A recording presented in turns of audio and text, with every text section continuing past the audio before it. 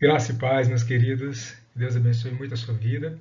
Nós estamos entrando na nossa terceira aula, e basicamente é a metade do nosso curso já, que é esse curso de História da Igreja, onde nós estamos vendo sobre a Igreja Antiga, um total de 6 aulas.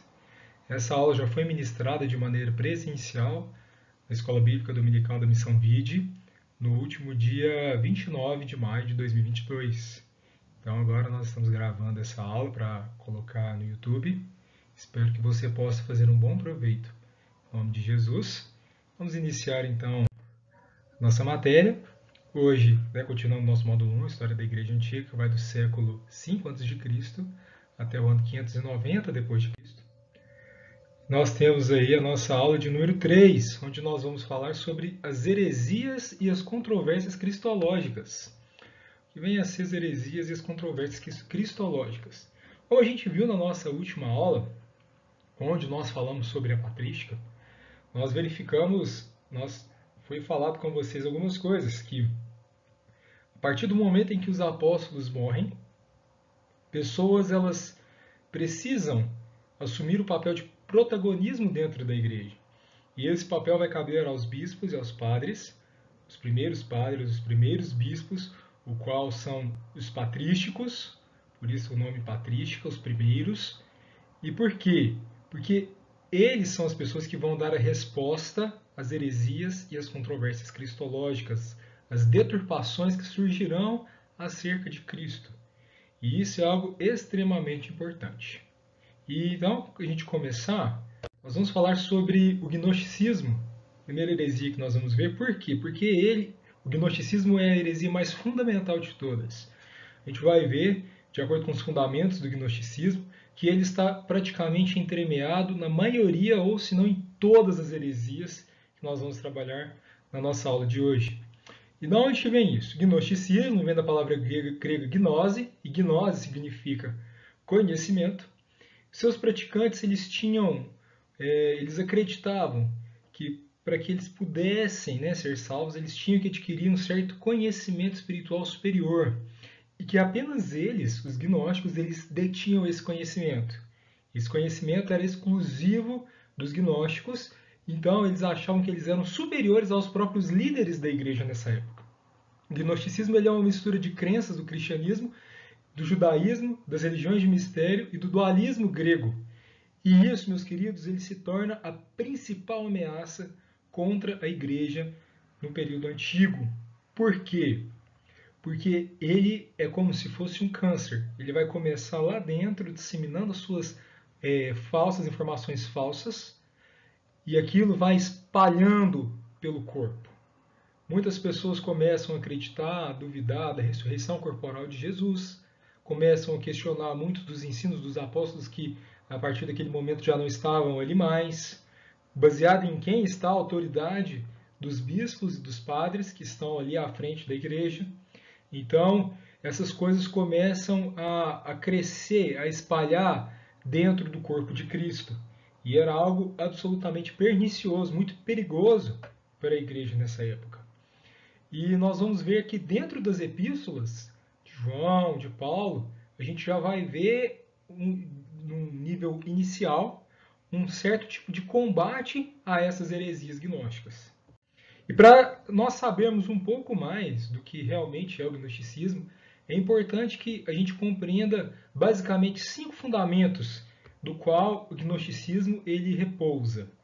Em primeiro lugar, a gente tem que saber que os gnósticos eles acreditavam que um Deus, um ser transcendente, superior a todas as coisas, a todo o universo, o qual ele não criou, porque o universo, para os gnósticos, ele era a criação de um Deus mau, maligno, menor do que esse ser transcendente, que eles chamavam de demiurgo.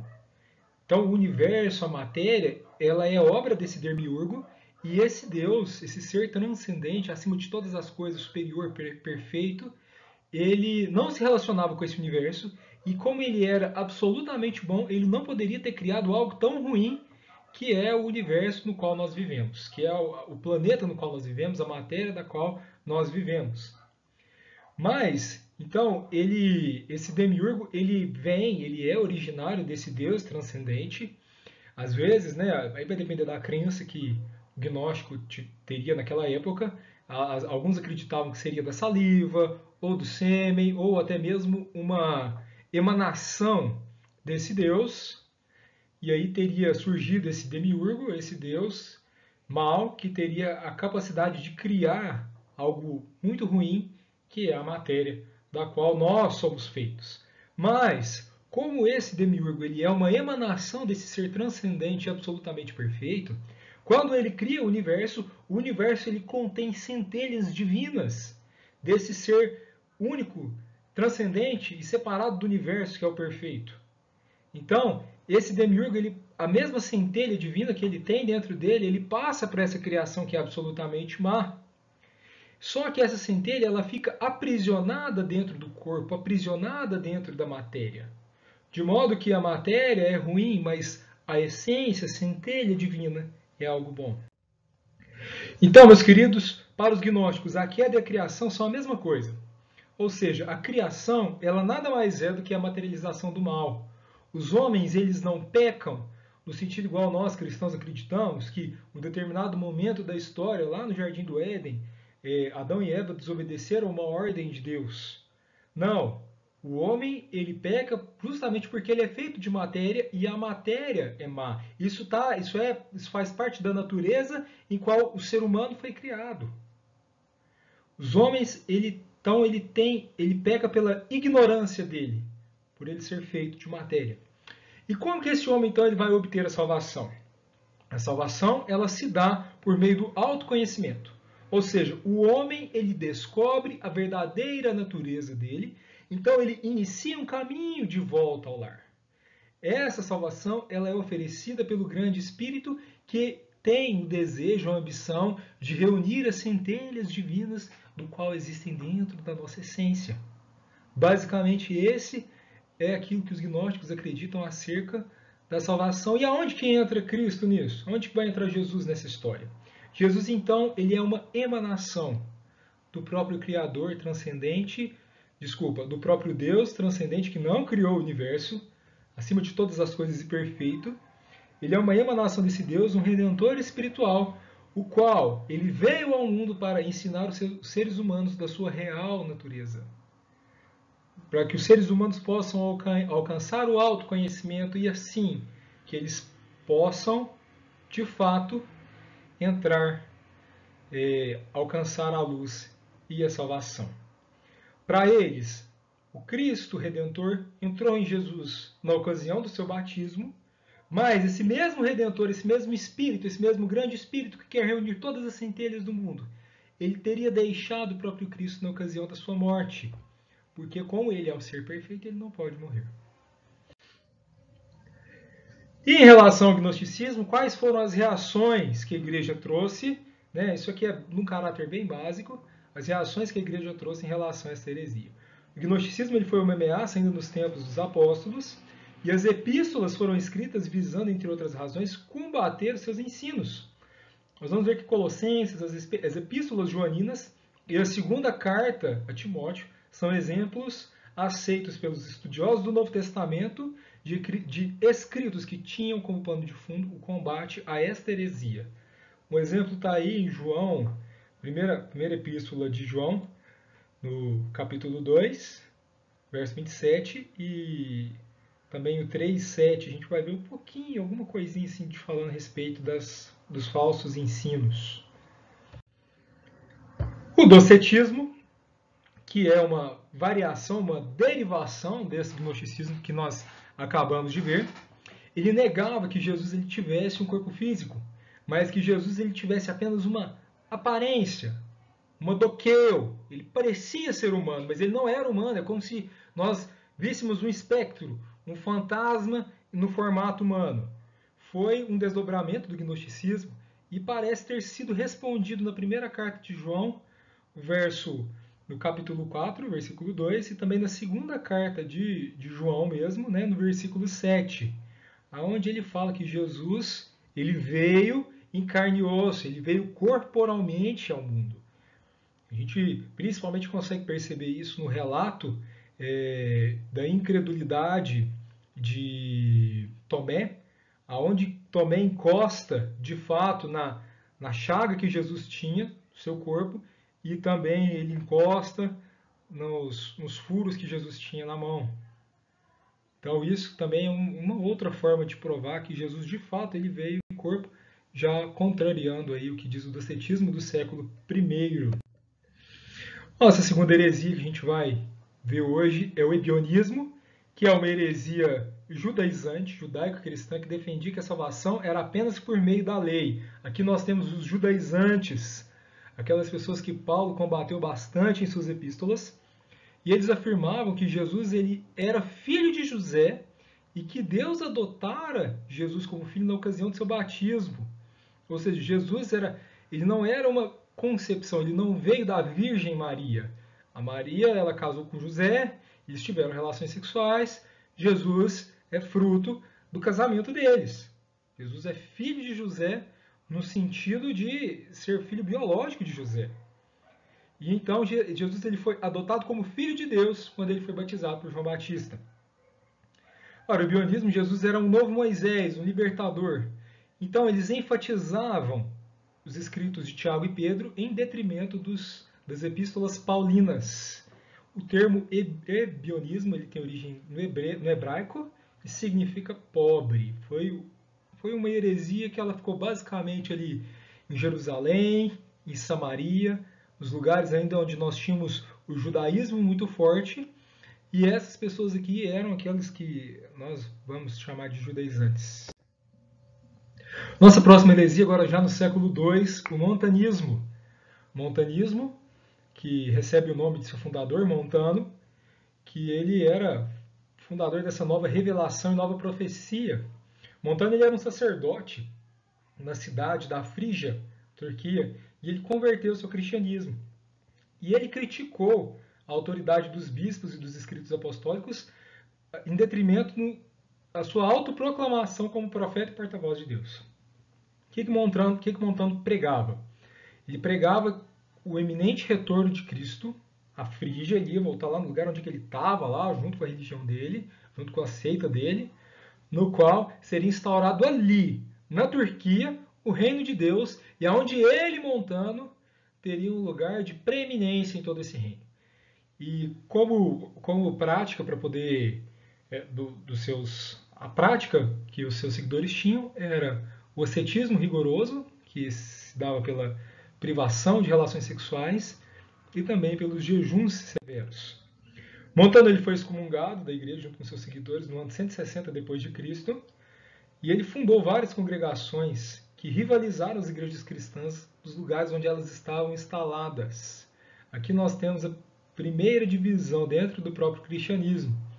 E qual foi a reação da igreja diante desse desafio que Montano lançou? A igreja, então, os bispos eles procuraram se apoiar cada vez menos nas manifestações sobrenaturais, como as línguas estranhas, as profecias e os milagres, e também a depender cada vez menos dos pregadores carismáticos e itinerantes. Nessa ênfase, então, eles deram uma valorização aos escritos apostólicos e a autoridade dos bispos dentro da igreja ela foi muito intensificada. Nós também não só de heresias, né? A gente também tem os adversários intelectuais. Um exemplo deles aí é Celso, no século II, que era um cidadão romano culto, orador, filósofo. E entre os anos de 175 e 180 d.C., Celso teria escrito um livro, do qual se chamava A Doutrina Verdadeira, um discurso contra os cristãos. Aqui neste livro, Celso ele atacava a ideia de que Jesus Cristo fosse Deus, argumentando que se fosse possível que Jesus Cristo fosse Deus, então, para que Deus ele descesse à Terra, ele teria que mudar a sua natureza, algo que seria impossível porque Deus ele não muda. Porque Celso afirma de forma assertiva que a natureza de Deus é imutável, e de fato é. Celso declarou também que o cristianismo violava o monoteísmo, o qual era pregado já pelos judeus, porquanto os cristãos eles adoravam dois deuses, o Deus e também Jesus Cristo como sendo o segundo Deus. E quais foram então as reações da igreja? Em 248, Orígenes de Alexandria, como nós falamos um pouquinho sobre ele na nossa última aula, publicou o seu livro que chama Contra Celso, livro que nós temos disponível inclusive em língua portuguesa até hoje.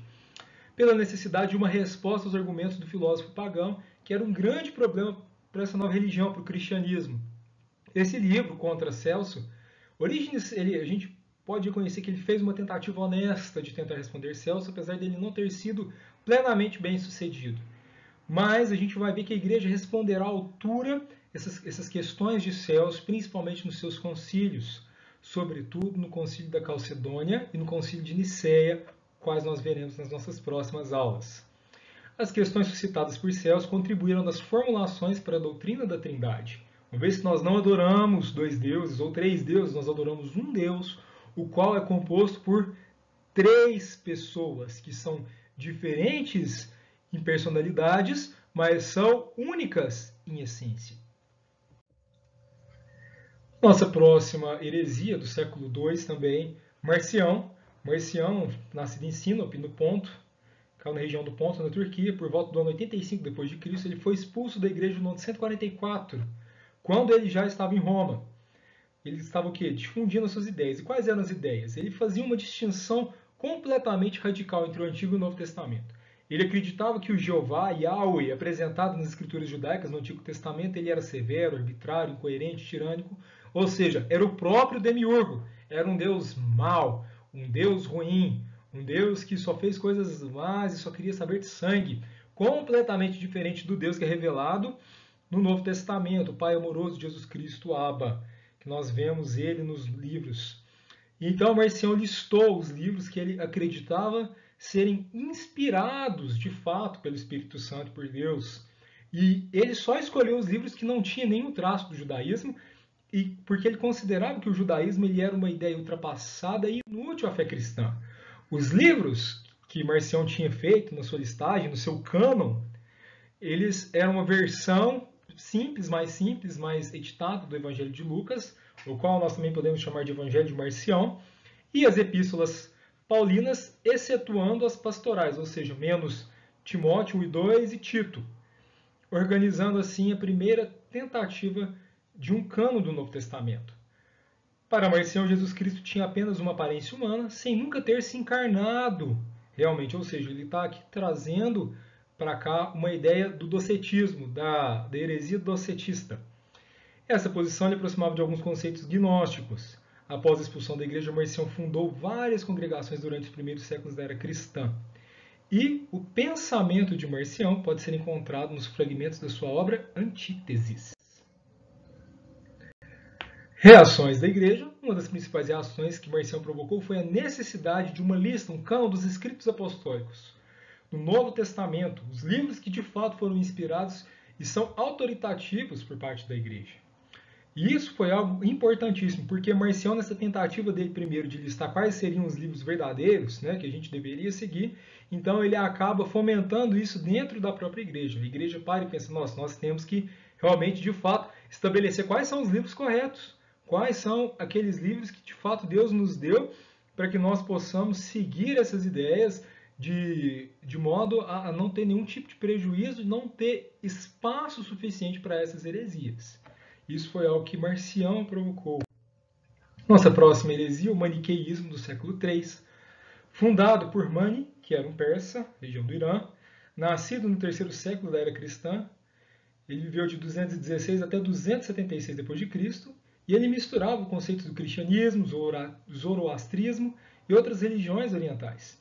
Então ele defendia a existência de dois princípios eternos em oposição, luz e trevas. A alma do homem se relacionava com a luz, enquanto seu corpo era com as trevas. Era um dualismo. Para Mani existia a matéria era boa, o espírito era ruim. E para o homem obter a salvação era necessário que o homem liberasse a luz que estava presa dentro do corpo, a centelha divina que ele tinha lá. Olha o gnosticismo voltando aqui de novo para nós. Mediante a exposição ao Cristo, mediante a exposição a Jesus, a luz, a centelha divina, ela era liberada. Ele era asceta e ele desacreditava, descartava os impulsos sexuais, exaltando a vida de solteiro. Por mais incrível que pareça, o maniqueísmo influenciou muito a vida de Santo Agostinho de Hipona antes de se converter ao cristianismo. Se você quiser saber um pouquinho mais sobre esse período da vida de Santo Agostinho, está lá no livro Confissões dele. Nós temos esse livro publicado por várias editoras aqui no Brasil. É um livro bem tranquilo de achar e não é muito caro. E As reações da igreja foram, devido à dicotomia existente no pensamento maniqueísta, essa luta entre carne e alma, bem e mal, em muito foi questionado porque os maniqueus comiam, uma vez que a matéria e a criação era ruim. E isso aconteceu justamente no período que Agostinho ele abandonou o maniqueísmo. Houve ali um debate entre um cristão e o líder maniqueu de Agostinho, no qual esse cristão teria perguntado, então, se a matéria é ruim, se tudo que existe no mundo é ruim, então por que você come a matéria quando você está com fome? Por que você se alimenta? Sendo que você vai estar contaminando o seu interior, contaminando a sua centelha divina, contaminando a luz que existe dentro de você. O líder ele não respondeu esse questionamento. Agostinho depois teria questionado esse líder dele a respeito disso. E ele falou o seguinte, que existem certos tipos de conhecimento que não cabem a todas as pessoas e apenas aqueles que estão no nível mais elevado possuem esse conhecimento. Ou seja, ele não sabia de nada. Então, continuando, a nossa próxima heresia é o monarquismo, no qual nós vamos ver que ele se manifesta de duas formas. A primeira forma do monarquismo é o monarquismo dinâmico, que é conhecido como adocionismo, que defendia que a unidade do ser de, ele defendia a unidade do ser de Deus e negava a deidade de Jesus, afirmando que o homem de Nazaré fora tão somente adotado por Deus no seu batismo, recebendo o seu poder. Paulo de Samosata, bispo de Antioquia em 260 d.C., defendia essa posição. Ou seja, existia apenas um Deus e que esse Deus adotou Jesus como filho para que ele fosse o redentor da humanidade. E nós temos também o monarquismo modal ou modalista, que afirmava que Deus ele é uma só pessoa com três modos ou três manifestações diferentes, ou seja, completamente diferente daquilo que nós acreditamos. Nós acreditamos que Deus, eles são três pessoas diferentes e possui apenas uma essência. Agora, o monarquismo modal ou modalista, ele fala que Deus ele é uma pessoa que possui três manifestações diferentes. Olha aí a diferença. E isso a gente cai em heresia. Não existindo distinções pessoais na Trindade. Olha só. Um dos grandes defensores dessa posição foi Sabélio, de origem ao sabelianismo, o qual tinha uma crença unicista na qual Deus, em sua unicidade, se manifestou em carne e não em três pessoas. O modalismo também ficou conhecido como patripacionismo, sendo Noeto de Esmini e Praxedes os defensores mais conhecidos. E o que o patripacionismo falava? Que Jesus e o Pai eram uma só pessoa, então o caráter unicista do monarquismo, e o Pai teria se encarnado no seio da Virgem, vivida entre nós, proclamado o Evangelho, morrido na cruz e ressuscitado. Por isso que tem esse nome, patripacionismo, ou seja, o Pai foi quem passou pela paixão, patri, pai, passionismo, paixão, ou seja, o Pai quem sofreu na cruz, foi o Pai que morreu na cruz e não o Filho. As relações da igreja, muito combatido por Tertuliano, o grande pai da igreja, que nós vamos ver ele nas nossas próximas aulas. Essas doutrinas monarquistas fizeram muito barulho dentro da igreja, até que em 325 depois de Cristo, o imperador Constantino convocou o Concílio de Nicéia para que houvesse um entendimento comum a respeito da doutrina da Trindade.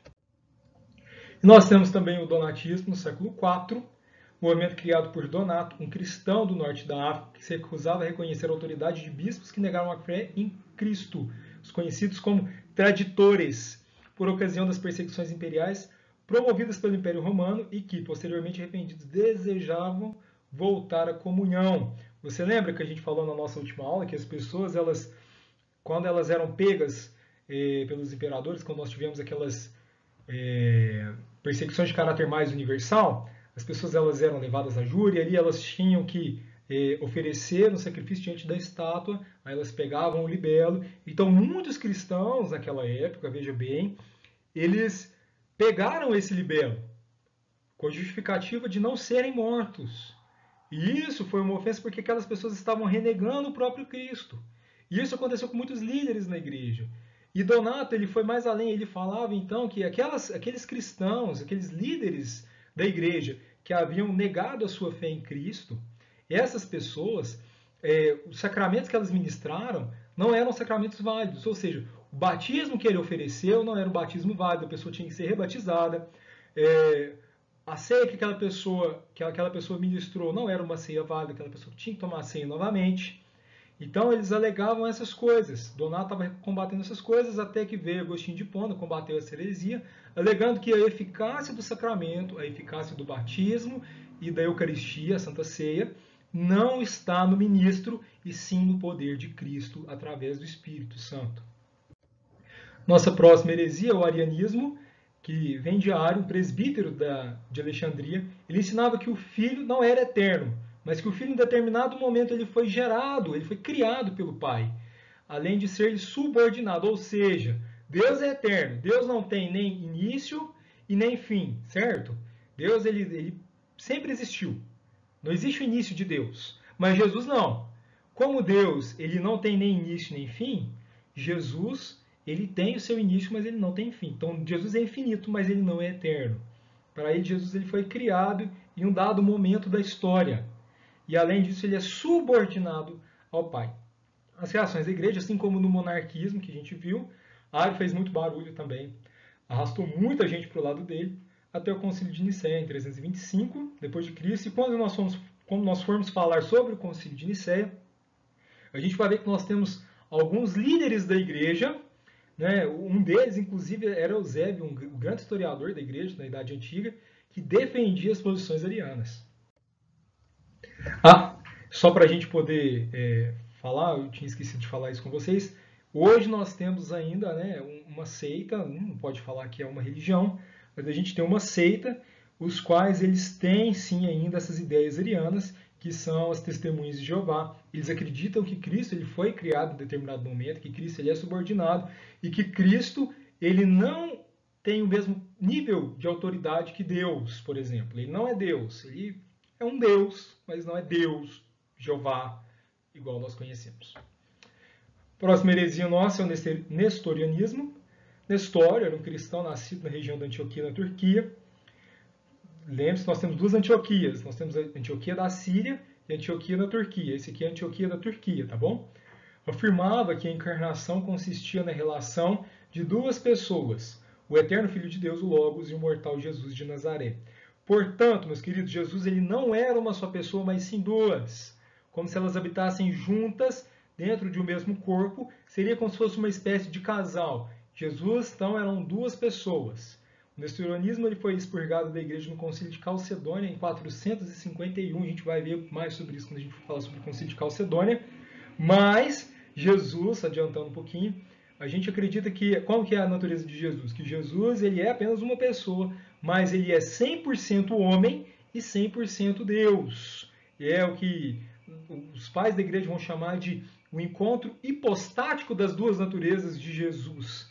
Residem em apenas uma pessoa, duas naturezas, mas é apenas uma pessoa. O macedonianismo, conhecido também como pneumatomaquismo, foi uma heresia propagada por Macedônio I, que negava a divindade do Espírito Santo. O macedonianismo ele foi condenado como heresia no Concílio de Constantinopla em 381 d.C., que afirmou a divindade do Espírito Santo, com destaque para a atuação aqui dos pais capadócios, quais nós temos como Basílio, Gregório de Nissa e Gregório Nazianzo, eles que tiveram uma atuação destacada no reconhecimento da divindade do Espírito Santo. A gente vai falar um pouquinho sobre eles na nossa aula sobre os concílios. Apolinarismo, século IV, foi uma heresia dada por Apolinário, bispo de Laodiceia, a mesma igreja da carta de da carta de Apocalipse. Anunciava que a encarnação do Verbo não implicou somente. Isto é, na encarnação, Jesus assumiu em seu corpo a totalidade humana, mas a sua mente permaneceu divina. Era como se Cristo ele permanecesse onisciente. Cristo ele sabia de todas as coisas. Aquilo que estava acontecendo, por exemplo, naquela época, na Índia, Cristo tinha ciência do que era. Aquilo que estava acontecendo na época de Roma, Cristo já tinha ciência do que era naquele momento, mas não. Cristo, quando ele vem, ele é colocado dentro do corpo humano, quando ele é encarnado, o que acontece? Os atributos divinos eles são limitados pelo corpo humano. Não é que Cristo ele perdeu seus atributos, não, ele continuou com seus atributos divinos, mas eles foram limitados justamente por quê? Porque ele estava dentro do corpo humano. E isso é algo que a gente para pensar, por exemplo, Cristo tinha como ser onipresente dentro do corpo humano? Não, não tinha. Teria como ele saber de todas as coisas exaustivas que acontecessem no mundo naquele momento? Não, não tinha. Ele podia? Podia. Se Deus quisesse dar para ele ali naquele momento, poderia. Mas a gente não vê sentido e nenhum fundamento nisso. Isso também foi condenado do Concílio de Constantinopla em 381 d.C. Eutiquianismo, conhecido também como monofisismo, a heresia propagada por Eutiques, monge nascido em Constantinopla, defendia o monofisismo, de que Jesus possuía apenas uma natureza e que essa seria resultado da absorção da sua humanidade pela natureza divina. É como se a gente comparasse a natureza divina como o oceano e a natureza humana como uma gotinha de mel. Se você jogar uma gotinha de mel no oceano, o oceano vai absorver essa gota de mel. Então, para Eutiques, o que acontecia? A natureza divina de Cristo era apenas o que existia. Então, essa natureza envolveu, ela absorveu toda a humanidade, de modo que Jesus seria 100% divino, mas Jesus ele não seria 100% humano. E as reações da igreja foram que, assim como o nestorianismo, o eutiquismo, ele é condenado no Concílio de Calcedônia em 451 d.C., que definiu sobre a natureza divina de Jesus. E a nossa última heresia aqui, o pelagianismo, do século V, Pelágio, nascido na Bretanha, negava o pecado original, defendia o livre-arbítrio livre-arbítrio total da humanidade e ensinava que a graça de Deus era um esclarecimento, era um auxílio ao homem e que a salvação se dava pela imitação de Cristo e não por meio daquilo que Cristo fez. Ou seja, para Pelágio, as pessoas elas eram salvas pelas boas obras. As pessoas não eram salvas pelo sacrifício de Jesus, sendo que Jesus seria apenas uma inspiração para aquilo que as pessoas deveriam fazer e não a salvação em si. As reações da igreja é que, no ano de 529, o pelagianismo ele foi condenado como uma heresia no Concílio de Orange, baseado na doutrina da depravação total do homem, da graça irresistível, defendidas por Agostinho de Hipona, o Doutor Graça, a qual nós vamos falar quando nós falarmos um pouquinho mais sobre os pais da igreja. Só para a gente poder finalizar esse aspecto aqui do pelagianismo, o que Agostinho falava? Que o homem ele foi completamente dominado pelo pecado. A corrupção do homem, o pecado do homem, ele é total, de modo que o homem ele não tem mais condições nenhuma de tomar qualquer decisão em prol de Cristo. O homem ele está tão corrompido, mas tão corrompido que é necessário que Cristo, que através do Espírito Santo, faça um milagre no coração desse homem, para que o coração de pedra desse homem seja colocado ali um coração de carne e que esse coração ele seja capaz de crer em Jesus, ou seja, para o homem, para ele poder escolher a Jesus como seu Salvador, é necessário que Deus, que Cristo intervenha no homem. Então é algo que vem da vontade de Deus e não da vontade do homem. Essa é a teologia ortodoxa, é isso que Santo Agostinho defende e que será, nos anos mais para frente, aí, tão usado pelos reformadores da Reforma Protestante, principalmente por Martinho Lutero e João Calvino. E essas heresias, meus queridos, elas deixam para nós algumas lições muito importantes. Primeira lição é que a ortodoxia, como reação às heresias, foi uma providência de Deus para preservar a saúde da igreja. A ortodoxia, orto, correto, doxia, ensino. Então, o ensino correto a respeito das Escrituras, ele foi algo que Deus usou para que a igreja se mantesse saudável.